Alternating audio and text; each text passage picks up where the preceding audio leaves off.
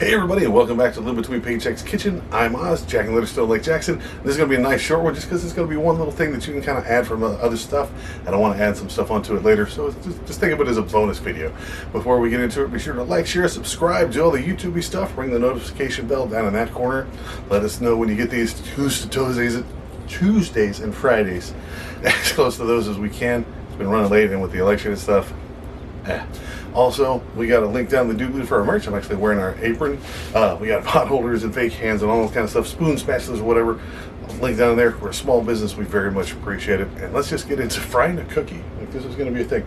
Food, fried cookies. Alright, this is relatively easy. A lot of this is just what we're going to dress it with. But what you need is some of this cookie dough, the pre-made cookie dough. I got the Toll House stuff.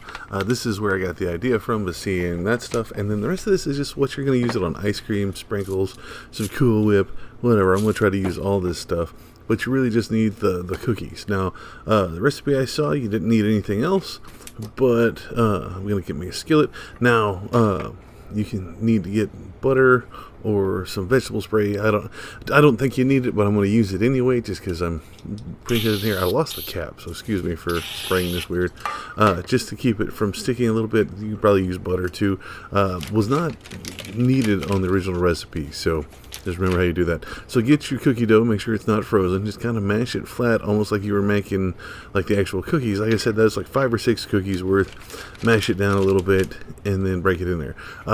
Probably not mandatory because as this heats up, the dough gets more gooey before it gets all crispy and crunchy and stuff. So it'll probably break down if you do it that way, but just to help tear it up and break it down, a little less stress on your spatulator. Yeah, so you don't have to go to Spatula City and get you a new one, that kind of stuff.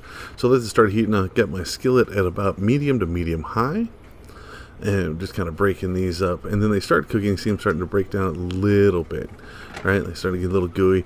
This one just takes a lot of stirring. It's not real complicated. It's just got to keep an eye on it. Like I said, you can let it sit for a minute or so. But you got to come in and stir it. Like these start getting gooey. And if they bake hard on one side, it'll stick. So you got to be very careful, okay? See how it's all gooey and stuff in there? So when it does that, go ahead and flip it over. See how it's starting to brown already? You want to go ahead and break that up. So let it flip over. Like I said, breaking it up, I don't know if that did anything because it just kind of all cooked and gooped together. But you want to starting to cook a little bit, but you want to flip it over. Basically, it's the cookie dough equivalent of keeping the meat on the metal kind of deal. So you just keep turning it as you're cooking it is the easiest way to do it. It'll start to solidify, start to crunch, start to crystallize, I think is what's technically happening. But just keep turning it. When it gets all doughy, turn it over the other side. You'll start to see it like start turning into a crumbly cookie, which is weird to crumble it before it's baked or cooked. But yeah, if it starts to stick a little bit of butter, a little more oil, it does not hurt. You can see where I can kind of let it start to stick a little bit on the bottom there. But you can see it starts cooking here, but it cooks the dough part, and it's for the most part, it's leaving the white chocolate chips pretty steady in there, okay?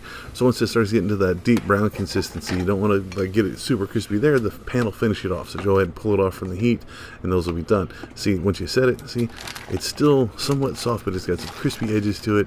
You can use that as the basis of your stuff. So just take it, put it directly in the plate, and then top it with whatever. I want to try this as a pie crust as well, so that's a thing.